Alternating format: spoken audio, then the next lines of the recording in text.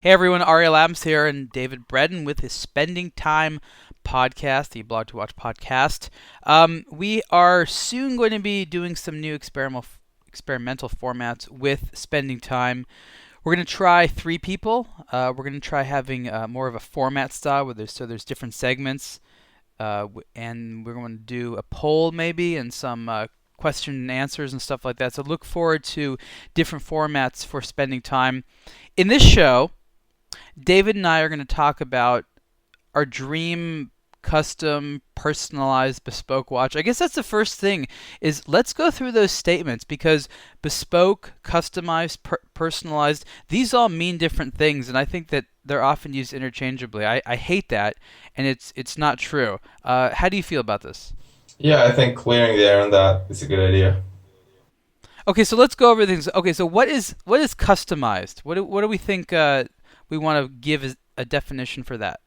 Maybe I'm wrong here, but I would say that it's an existing watch. It's something that's already out there, and you change something about it, change the dial, change the case, maybe just add. Even an engraving, in my mind, would be customized, or maybe that's personalized. So customized is more like having something aesthetically changed on the watch. Yeah, customized means you make it for you. I think is probably the best definition. What does that mean in terms of capabilities? Well, sometimes it means using existing parts that can be, interchangeable. You have a few options, and other times it can be making totally new decorations on existing parts, and sometimes it's a totally new product. I think bespoke Oh, yeah, it's like when it's is probably the highest, yeah, the most complicated. No, in my mind, bespoke means when something is completely new, or something uses new parts and it's a new piece. Like a bespoke suit that doesn't use items or parts or something from wherever.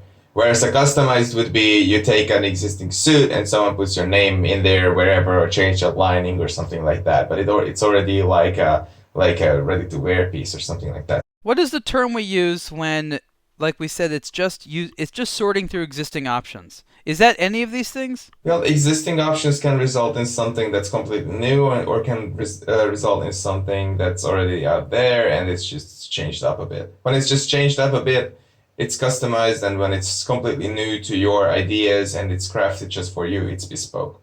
I think there's more discussion needs to happen in these terms, but I argue that they can't all be used interchangeably. I think we agree that bespoke is something that sort of never existed before, Mm-hmm. and customized and personalized is for me, personalized is nothing is really changed about the product, but there's some cosmetic thing, like Yeah. having your name put on the back. That's just personalized. It's just made for you. It's not different, it's just made for you.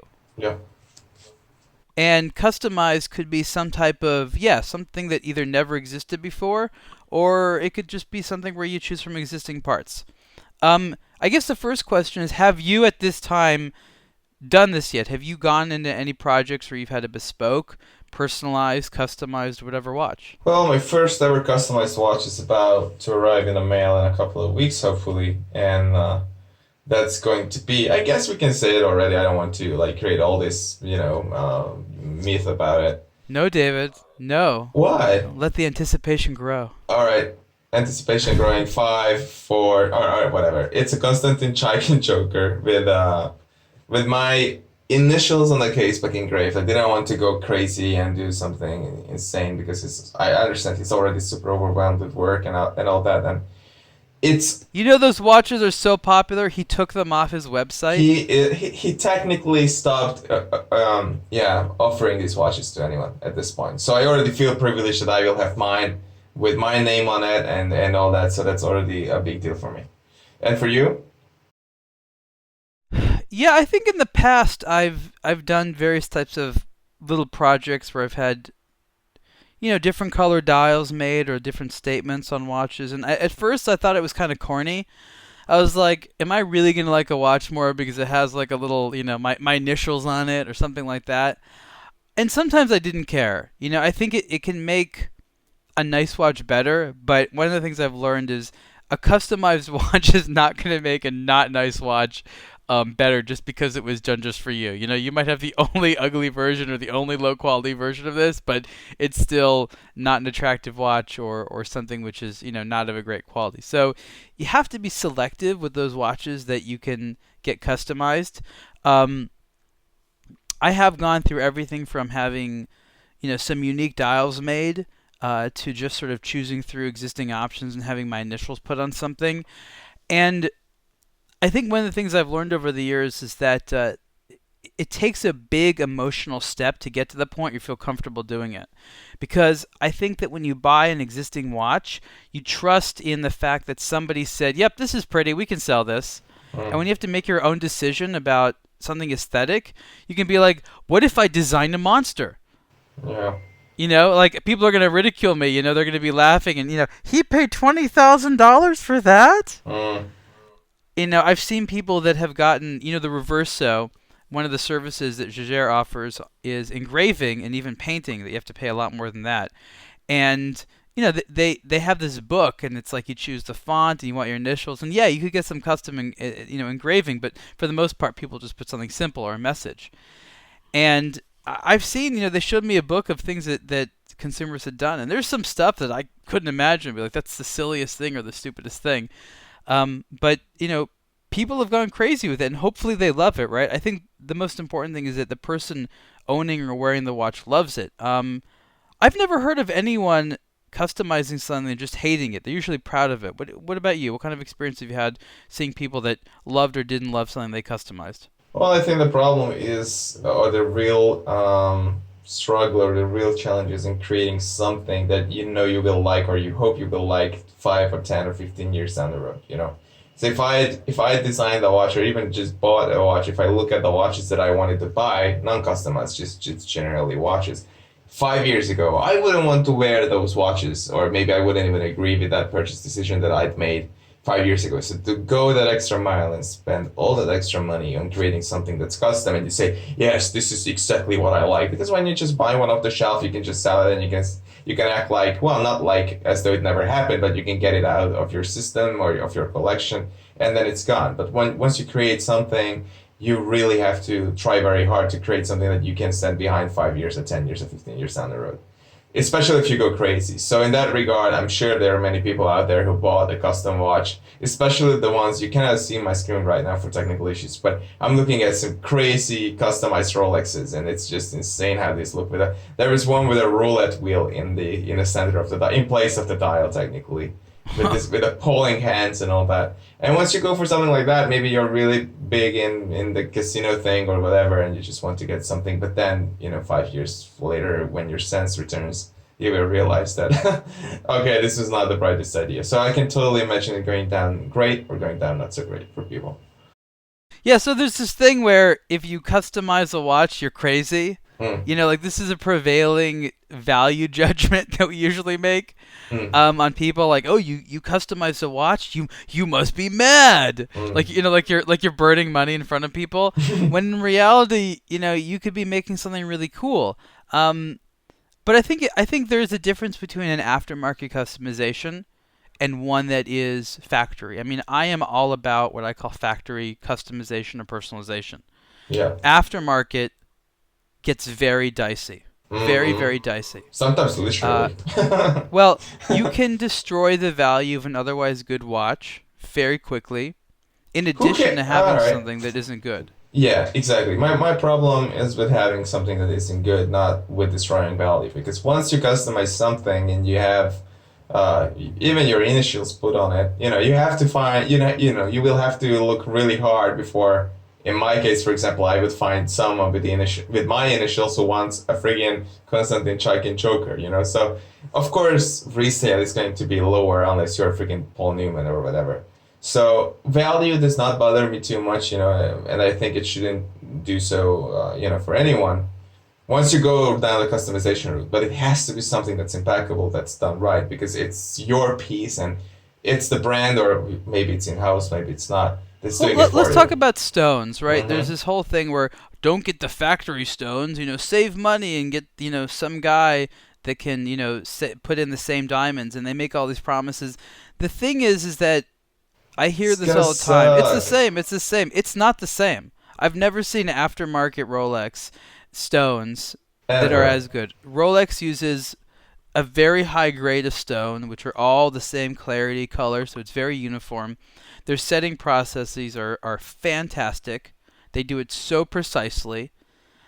And if you want that if you want that real, shiny look of diamonds, the Rolex is the one from the factory is going to be the best. Yeah, I'm looking at a Daytona with a transition color transition dial, and the transition is actually pretty good from orange into this amber and then red and then back to orange and for some reason yellow. And then when it's like really bright yellow, there's this really distinct line between yellow and orange again as the whole thing comes around. So you can tell someone started somewhere and then it went into orange too much and then it would have been too much orange and it's just a disaster. It's just So we can bring up Bamford right now, right? Because Bamford is probably the most famous of the Rolex modifiers, and the Bamford customer is someone who legitimately has no problem practically ending the resale value of a Rolex watch. Now, look, I'm not saying anything negative about Bamford or their customers. I think he's made some really cool watches for sure. They're not all for me, but then again, it's not required to be. It's for the clients as hold long as they're on. happy. Isn't it funny that maybe it's some weird setting or something, but when I googled Bamford Rolex, there's a Rolex ad that is the first hit on Google. It's I they don't know. I think they were like, okay, we have to be like up high before this guy. Isn't that kind of hilarious? I like these little details. Like Rolex went the extra mile to say we have to be before this guy because we have to give people the chance to find us first before they spend their money somewhere else. Yeah, maybe. Which means Bamford is doing something well that Rolex is paying attention. That's what I'm saying. Well, yes, but the thing is this, that was not real Rolex stuff, and I think there's a lot of people that buy Rolex because they really admire this resale value. I mean, I think that it's become so integral with Rolex as a brand, you can't separate the two. Like pretty good resale, and Rolex, they sort of go together, and that's not for most brands. So the idea of taking something that is known for that and then fundamentally taking that away by customizing it that the market doesn't want, it's a demonstration of wealth and power, Hmm. but it's definitely not something which shows that you respect the value of money sometimes. So it's like I appreciate people that do that, but for me, I would rather go the factory route. I Mm. would always rather. I mean, I'm not talking about straps. You want to replace a strap with an aftermarket strap, that's fine. But if you want to fundamentally change the character of your watch, do it from a company that doesn't want something bad to exit their door. Like the checks and they check every watch before it leaves to go to a customer to look at it and be like, you know what, we're comfortable having this version of our product out in the world. And that's sort of what I'm looking for. Those types of experiences where I can get that. Do you know what I mean? I know, yeah. Well, but you're talking about two things here, I think. One is quality and the other is resale. And you said you began by saying, people who don't really care too much about their resale value go down the non-factory route and the others go the factory way. But then you started saying, you would go there because it's, it to be higher quality. And I think if you can get high quality, I'm not saying you get from this or there because I don't have personal experience with Benford or anyone else in this regard. But if you can get really high quality from a third party manufacturer, I wouldn't think twice to go there because once you go really custom, like you create something crazy, you will probably not want to sell it, and you already accept the fact that you will not be able to sell it for so much. So let's name. Can you name a few of really good, third party customizers? I mean, they're out there, but I can't really think of that many. Well, we did a hands-on with this engraved Rolex that was made in LA by a maid worn. And that was something that I could tell with my non-trade eye for engraving and customization through that it was extremely high quality. I thought it looked bonkers cool, and that is something Rolex would never ever ever do that for you ever because they don't have Look, the I gotta admit, those are extremely cool. Um, but the thing is, it's not like you can't mass produce those. You know what I mean? It's too difficult to mass produce those. So I guess that's the Isn't type of exclusivity that you're looking for. mm-hmm. But are But we talking I about mass production now? I thought we were just talking about custom stuff because of course it cannot be mass produced, but that's the point in creating something that's custom in my mind at least. I hear you. I hear you. I mean, it's very cool, and I'm not saying there's no good third-party aftermarket. I guess when I was saying it, I was thinking about people that colorize a case or something like Yeah, that. that's a different Um, story. I mean, look, for me, I mean, I'll jump to sort of the conclusion. Engraved cases, movements, dials. That's for me the thing. Something I'm the most interested in. Yeah. I like the idea of applying art, Mm-hmm. and when it comes to engraving, you can tell a story. Like I'm not a tattoo person. If I had to have an area on my body of something I wore that was tattooed, it would be a watch, and it could be the strap. It could be engraving on the case, engraving on a bracelet, a story on a dial. Like that's interesting to me. That's an interesting way of expressing myself that I'd like to explore. Yeah. And then you have, of course, sorry, I mean, but like, the high quality master watchmakers, the Dufours, the Roger Smiths of the world. Like these guys, in their best, they produce something that's undeniably gorgeous. I'm not sure that I have like I wake up in the middle of the night sweating, needing some of those. But given the opportunity, why not? Yeah. Exactly. I mean, some of the stuff here, and what the reason why I like engraving, another reason being what you mentioned, is that you're just removing material. You're not adding a coating, you're not adding a color, you're not doing anything like that. You're removing it. Of course, there's this black filler that they use to make the engraving stand out. But apart from that, it's just one man's work of basically like being a tattoo artist on steel, even especially on this 904L steel that Rolex uses that, they told us is extremely difficult to do right. But I felt that it was done right. It looked totally outrageous in a good way. So if I could afford it, I think I would go for something like this because I just love the way it looks, to be honest. Well, so here's the question: how much were these? I don't really remember. Hold on, let me take a look. Because let's talk about value in terms of how much you're paying and what you're getting. So they are saying on a leather strap it's 12,000. So when it's only the case that is engraved, and the date just on a custom bracelet with stones is 16, and the one that was really lavishly engraved, that was an Explorer, it's 22 grand. So the question is, would you buy, a wonderfully engraved, totally custom Explorer, or would you buy like an AP Royal Oak that's box standard? I think it depends on the person. I mean, when you have a watch that's decorated, it calls attention, and not all people can handle attention. I mean, when you wear like a rank and file, if you want to call it that, for a Royal Oak, but you wear just a standard steel Royal Oak, Mm-hmm. it just says, "Hey, you have a nice watch." I mean, yes, I guess it says you can afford a certain amount, but otherwise, I don't really know what it says about you. Yeah. That you're into like manly stuff. Okay, you have decorations on it. All of a sudden, it says very revealing things about your character. Yeah. And you have to be someone who's comfortable with that type of expression to want to be able to pull off a watch like that. Other people are scared to death. They're like, why would I want to say so much to the world in my watch?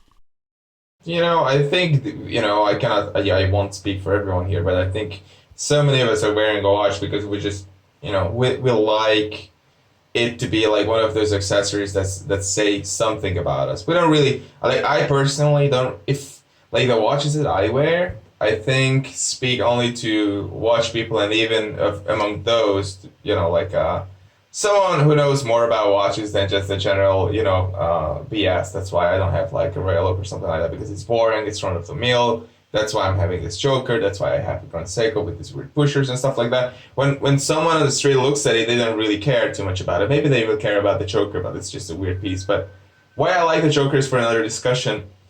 But the point is that having a bland watch, in my mind, is just the lamest exercise one can do in the watch world. I think we owe it to ourselves to wear something that's exciting, something that's fun.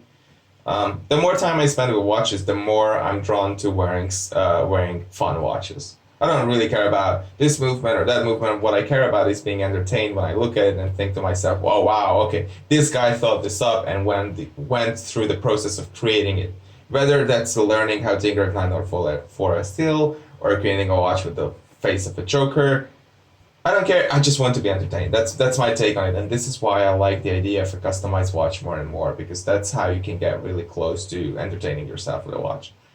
Okay, so let's break down what you said because I think you made some interesting points.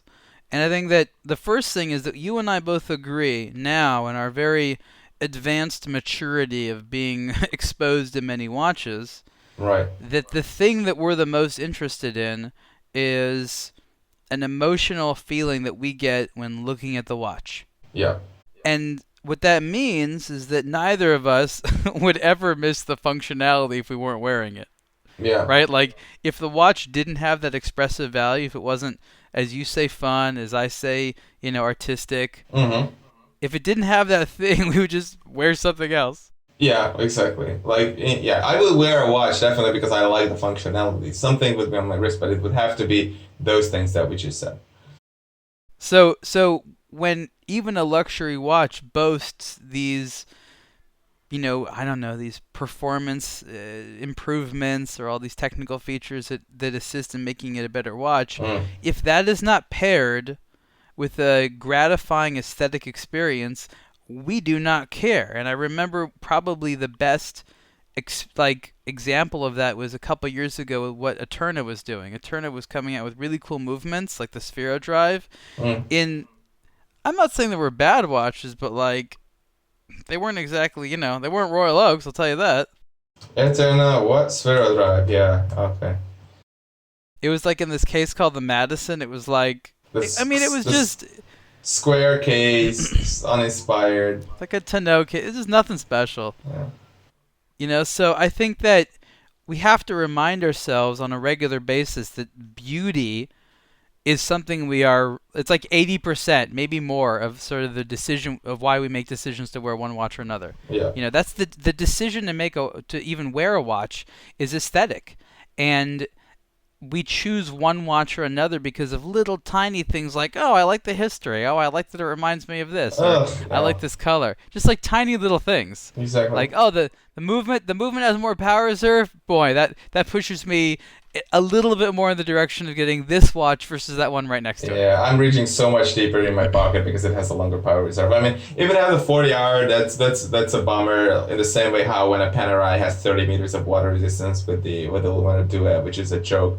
So But I personally, as a buyer, don't like to be insulted by really lame or low performance figures in a watch, like low power reserve, low water resistance, or something like that. But those are just the basics that a watch has to get right. And then when those are done, that's when I start considering, does this look okay? Does this look cool? Or maybe sometimes it's the other way around, actually.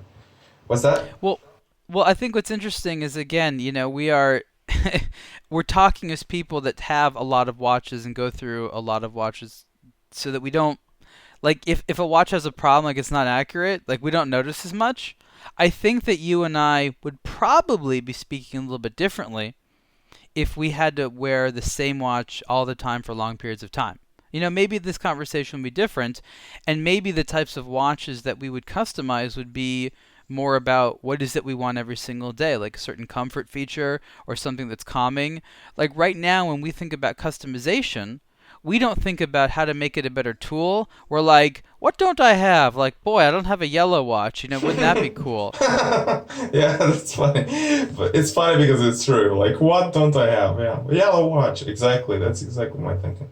So I think that this entire conversation would be very different if you and I were like, okay, David, you're going to be out in the wilderness. You need one watch customized to your survival needs. To entertain you while you're dying from thirst and hunger. Yeah.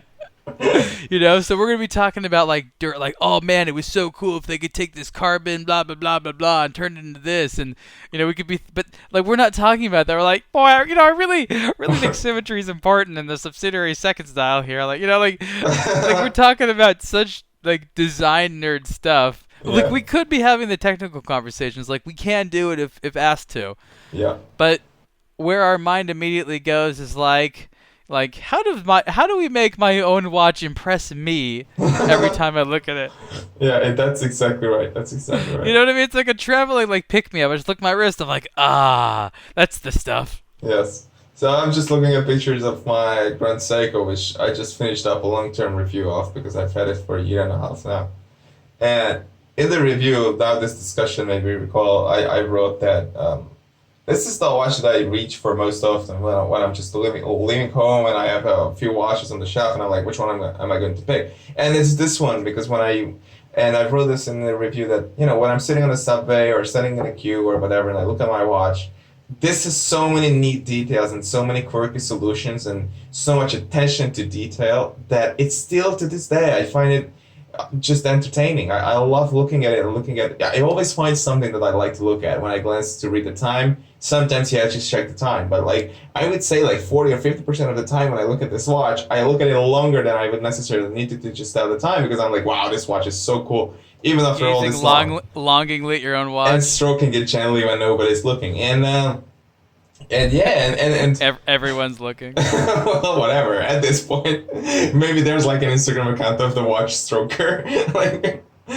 All right. So where was I going with this? I was going to say that what I like in this watch You were is serenading your Grand Seiko. yeah. So what I like in this is the way it looks and the attention to detail, not the story, not the history, not the branding, all that bullshit that usually so many people buy watches for. Yeah, this was the first watch on the Everest. Who cares? I'm on the subway.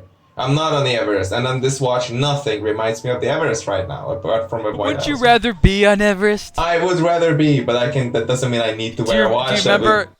Can I remind you of the story from SIHH with Everest? Do you remember? No. What was it? Okay, I'm not going to name the brand, but I was speaking with a person high up at a brand, and they pointed at a picture. Mind you, we're in a building within a building, Yeah. and he points at a picture on the wall of a mountain, a snow-capped mountain. He's like, when someone looks at this watch, I want them to think of being there, that they want to be there. I'm like, so you're just wearing it on the street, doing business, and you stare at your watch, and you're like, I wish I was freezing to death on top of a mountain.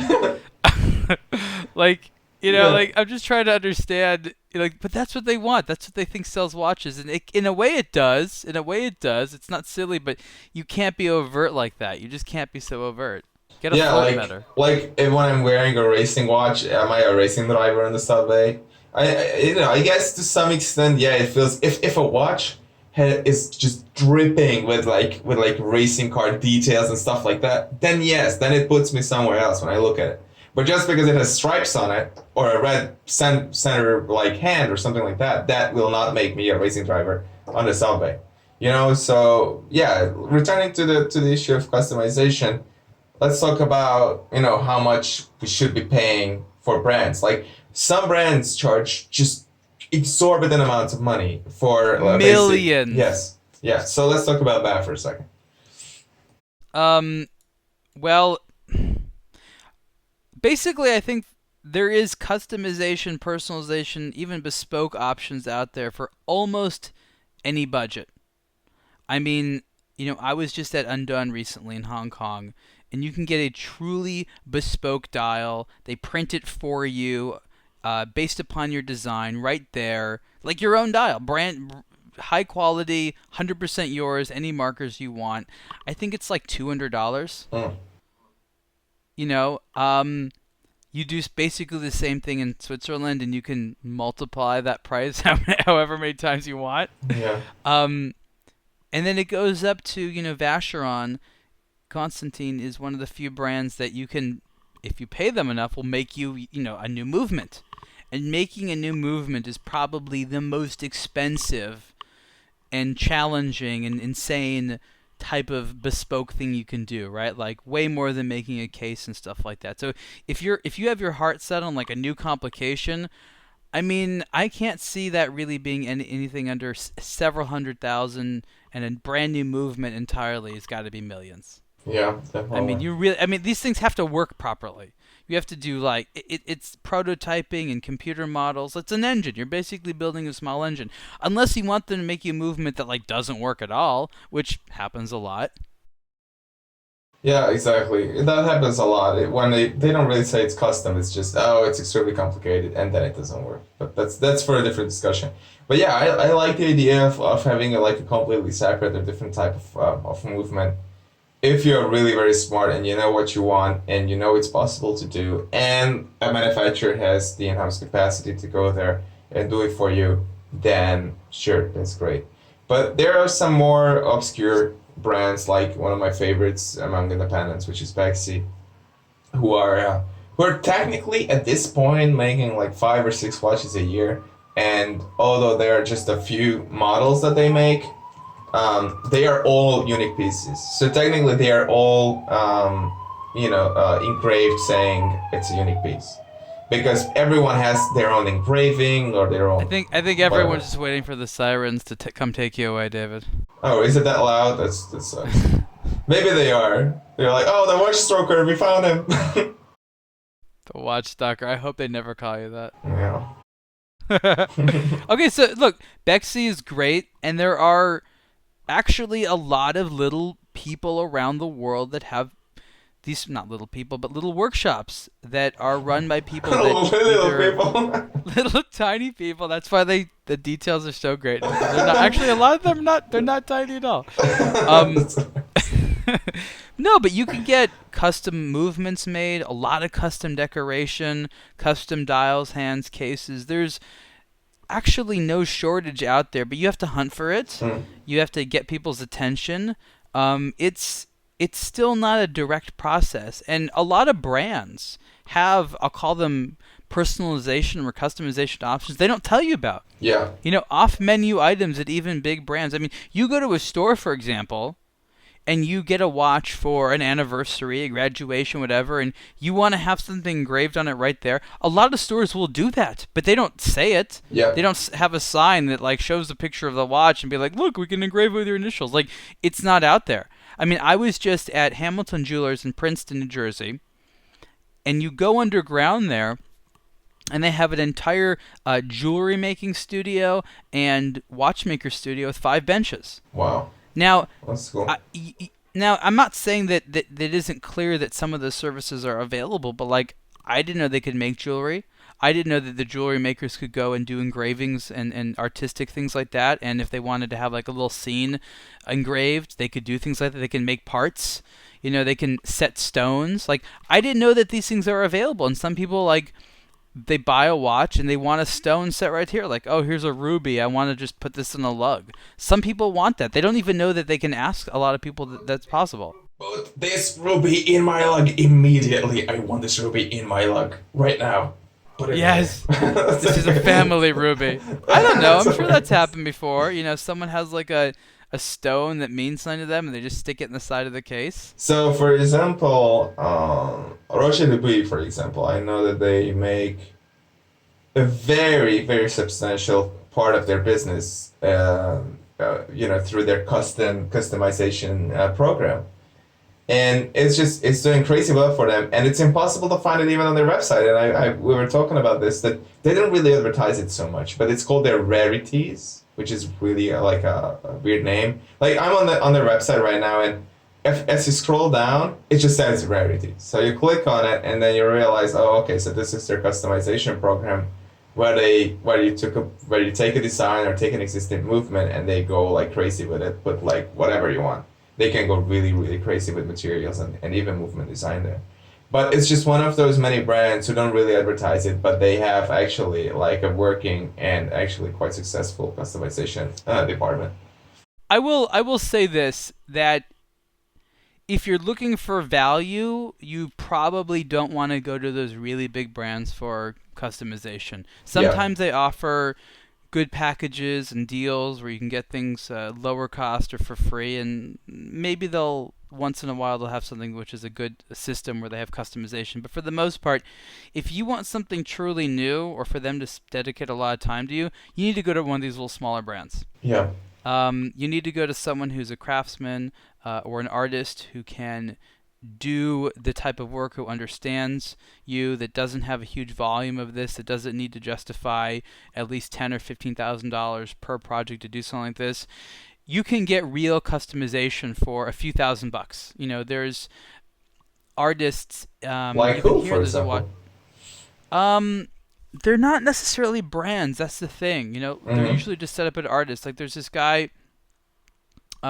here in LA is a Russian guy that moved out here, and he'll do enamel paintings on dials. He doesn't really have a brand, but he'll do enamel paintings, and he'll just do things on request, and he does some cartoon stuff and some silly things. And I think you can get it. It's not the most sophisticated movement. It's like a Unitas, but it's a decent looking watch with a dial that's all for you for, I don't know, 2,500, $3,000, like a Mm-hmm. whole watch with like a unique hand painted dial. Like, that's a good deal.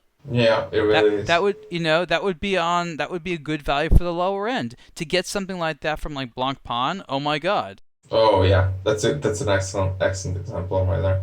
Do you remember Molnar Fabric? We're here in Yes, Slovakia. Their sure. work is just unfreaking believable. Speaking of Unitas, because they also customize Unitas, they work with stuff for stuff claret, tourbillon movements, and all this kind of stuff. And that's, for example, that's one place where I would go. Their surface treatments, the way they skeletonize and the way they engrave and the way they do bevels and polishes and all that, it's just unfreaking believable. And for me, for one, I think it's pretty strange that none of the big brands have already, like just made an offer and just had them join their team. I guess they would be dumb. They're smarter than joining a big brand to sell their soul, because this way they can make more money and they can do whatever the heck they Well, want. let's make an interesting point here, and I think this is something that needs to be said. In Switzerland, it's known that these artists, and they're not all Swiss. There's many that are French and Yeah, Italian and from different places. Even if they live in Switzerland, they could be trained elsewhere. yeah. That do this work: the engraving, the painting, the setting, the whatnot. I'm not saying they're not skilled. I'm not saying they're not paid fairly, but they're not paid sort of in proportion with the premiums that the big brands charge. Like, these people are kept, to the side. They're workers, and they're paid what they're paid. But the brands are taking a very healthy profit margin. So these Huge. artists, they of course know what the brands charge for their work. They're not ignorant of that fact. And some of them are entrepreneurial enough to say, you know what, I think I can do this on my own and sell direct to customers, not necessarily at that price.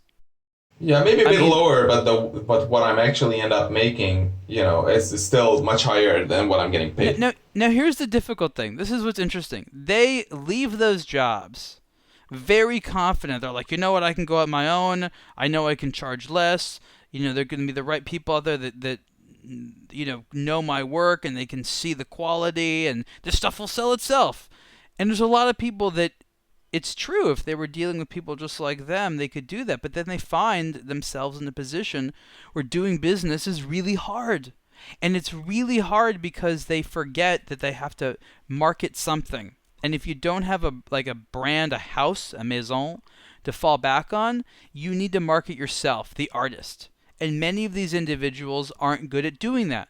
So it's the men and women who know how to market themselves, who know how to make money as living artists, Yeah. and pretty much no one else. So the reason that is because those brands offer a veneer of validation. And that veneer is, this is pretty end of a high quality general public that doesn't have years and years of experience. Most people just aren't going to understand this craftsmanship. So in a way, these fashion houses, these brand house maisons, they legitimize this art, this craftsmanship for the masses. And while they charge a lot for it, I don't know that these craftsmen would be around doing the work that they do without these big houses. Right, but it works both ways. They also legitimize the big houses. Because when I look at the pretty pictures on the Jejerical or Washeron or whatever website or a press kit, and they say, oh, we can do this with NML and we can do this with engraving and all that kind of stuff. Those are actual people, like super skilled master craftsmen who do that. It's not the brand that's doing it. It's not a PDF document that engraves a movement. And so it works both ways. And if those handful of people who are really good at this sort of thing stood up and said, "Okay, we are out of here," it would be extremely difficult for these brands, to find someone like that. So I guess they are paid just enough. They are paid well enough to stick around, and maybe they have side projects or something like that. But I've actually for long been thinking about how much these master craftsmen, these individuals, this handful of individuals, validate these big brands sometimes, and I think they have a huge, like a tremendous role in that. I mean, they definitely help each other, but I think that finding work and finding marketplaces to sell their craft is difficult. I mean, these I people are understand. most happy when they're just working and their Yeah, brands allow them to do that. Otherwise, they have to work and sell and manage a business, and and that market has themselves. toppled I understand. Yeah. many of them. Mm-hmm. Many of them. Yeah, like for example, and what I like, for example, if a brand works with the master craftsman, what I really like is when that craftsman is or craftsman, like they are given credit. For example, here's Herbie Oblique. I'm looking at this article about this PHA with the stone marquetry tiles that form this how do you say this spiral kind of pattern, and it's like extremely smart how it's made, and working with stone that's slim enough to fit into a dial and all that. It's just a crazy skill. And PHA is not saying, oh, we do this in house or we have been doing this for decades, even if they have been, which they have been, and they say so. There's this one person who does this 20 blue dials and 20 green dials, and then that's it. So they are not saying it's the maison that's doing it. And I always just roll my eyes and point it out in the articles when a brand says, oh, we do this. It's not like you do it, it's someone who does it. And just the same way how some really talented watchmakers and movement designers are given credit, the same way I think these craftsmen should be given credit as well. But David, they are patrons of the arts. Good. So the artist should be credited in my mind. Then that's my point. Look, I mean, this is an age-old thing. The artist behind the scenes, in many instances, has routinely been overlooked throughout history for thousands of years. This is not going to change, but I think we need to be cognizant of the fact that these people are given an outlet Hmm. and a lot of employment by the brands. Some of them are fortunate enough to be successful on their own. At the end of the day, as a consumer, there's a lot of options out there. Certainly.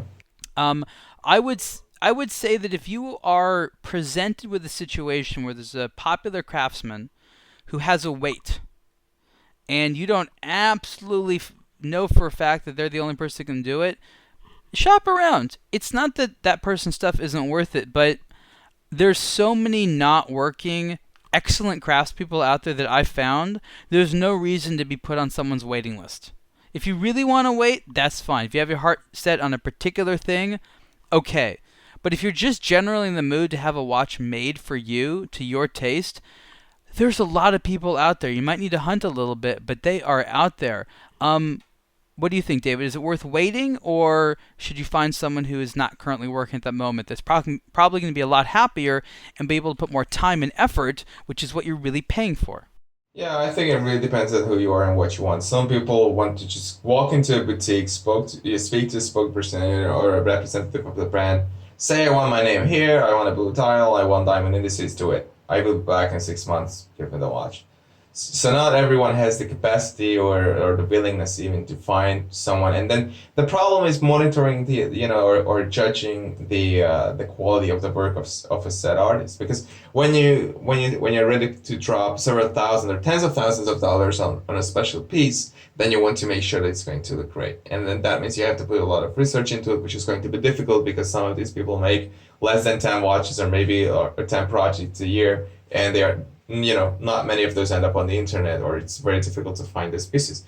So yeah, what you just said about the big brands legitimizing the work of these people, that works in this way. If you have the capacity, the time, the willingness, and the energy to look around, then I absolutely agree. You will possibly find someone that's even better and cheaper and the better value for money if you do your research. But that's always true, I guess. I'm going to end this show by saying that I am going to be continuing walking down the road of customization, personalization, even coming up with some designs. For the last 10 years, it's something that I've done almost none of. And I think I've reached the point where I know what I like, and I'd like to see it taken a few steps further. I'd also like to see like true creativity, and I think that one of the things I want to do is give an artist a prompt, like a particular type of thing they want them to do or an idea, and see how they render it to make art, right? Because I don't always necessarily see myself as an artist, but I see that I can create a situation for an artist to make something cool. And so that's kind of a road that I want to go down when it comes to further customizing watches. What about for you, David? Next steps, what are some things that you're sort of immediately going to do next in customizing watches for yourself? For one, I will just keep my eyes open and say, okay, who are those few whose work I really like and that I'm really impressed buy. And even if it's like stratospheric price, I just want to put it like in, like somewhere in my brain and maybe recall it. If I will have the chance later on to work with some of them, then that would be great. I just want to keep an open mind and an open, just to get to know all these people and hopefully remember them when the time comes to work with them. So right now I'm just doing my research basically. That's all. Okay, so that means I was where you were a little while ago. You'll be where I am, and I think it's a natural progression of who we are as collectors. I mean, look, I'm turned off to a degree by a lot of the watches that are the hot watches that exist out there, going for prices over retail. I'm thinking, at that point, just get stuff made that's unique. That's what appeals to me right now. Okay, good chat. Well, in this episode, we talked about watch customization, personalization, and everything related to the topic of making your own watch. We'll be discussing this more, and we'll look forward to seeing your feedback. Thanks to listening to this episode of Spending Time. Thanks for listening. Bye.